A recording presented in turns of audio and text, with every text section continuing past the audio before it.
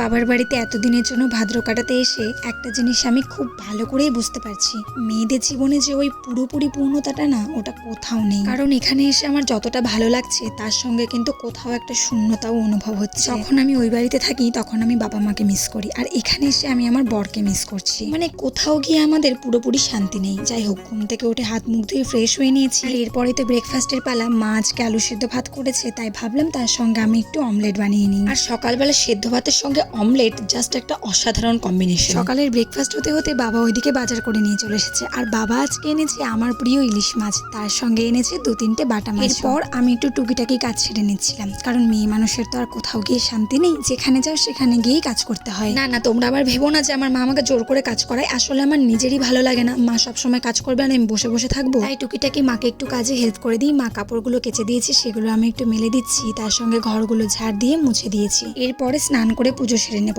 আমি এ বাড়িতে এলে কিন্তু পুজোটা আমিই দিই সবসময়। তো ভিডিওটা আজকে এখানেই শেষ করছি। কেমন লাগলো অবশ্যই কমেন্টে জানিও, আর এরকম ডেইলি লাইফস্টাইল ভিডিও পেতে ফলো করে আমার পাশে থেকো। বাই।